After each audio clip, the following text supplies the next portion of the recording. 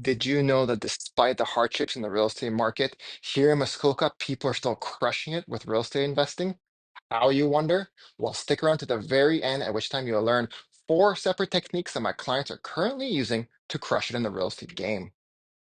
Hey there, I'm Idan Silenikov, Realtor, local investor, and a full-time resident of Muskoka. If you're looking to invest in this area, be sure to like this video, subscribe to my channel for more information, and find my contact details in the description down below. I would love to help you build your Muskoka portfolio. In this video, I'm talking about four ways that my clients are currently making money investing the correct ways in the Muskoka area. Number one, short-term rentals. I know what you're thinking, they're oversaturated and so forth, and you're correct. They are totally oversaturated because during the COVID market, people got away with just throwing any property on the Airbnb platform and made money off it. However, that is not the reality today. Today, you're competing against professional hosts who make this their full-time business. Muskoka is one of Canada's most iconic cottage destinations, and that's not going to change anytime soon. Granted, there is a lot of saturation, so if you pursue this avenue, you need to understand right off the bat that you need to be special. You need to provide guests with an ideal stay that will make them want to come back over and over again. If you just throw up a cookie cutter home with no effort into it, you will not have any bookings. With that said, people flock to Muskoka every single year for multiple reasons, such as Arrowhead Provincial Park and Algonquin Provincial Park, the endless lakes and beaches, outdoor adventures like hiking, water skiing, downhill skiing, boating, off-roading. But here's the deal, not every home will be a success. Saturation in the Muskoka area and Airbnbs is a real thing. But don't be afraid. Conduct your market research. Are people booking in that area? What are your competitors doing? How is their revenue doing? Can you beat them? Number two, use your creativity. Your place has to be special. Understand your guest avatar. Who is the type of person you're trying to attract to your rental? Don't make it just a place to sleep, make it an experience. Amenities go a long way in the short-term rental market. Investment strategy number two, buy and hold real estate.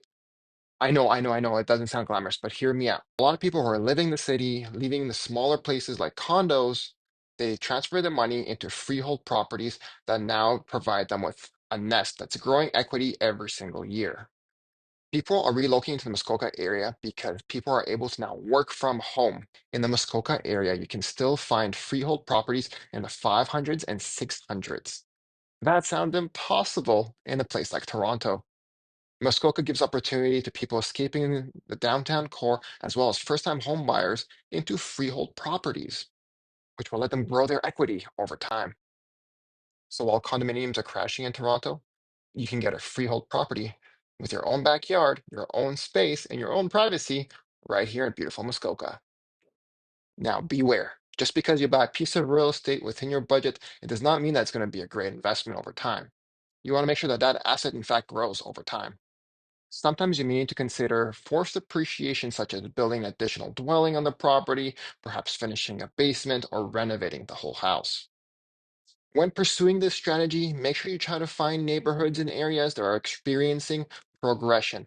This means that newer homes are being built in that area, giving value to all the older homes. This will ensure that the longer you hold the asset there, the newer homes are being built in that area, your appreciation is more likely to grow.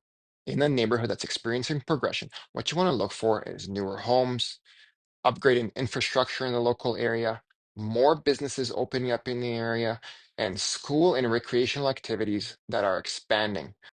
Investment strategy number three, buy vacant land and hold it. I know it's not very glamorous and it takes some time and patience. However, it is a true and tested way for people to grow their equity. This strategy requires patience, but the payout can be big, especially in up and coming emerging areas.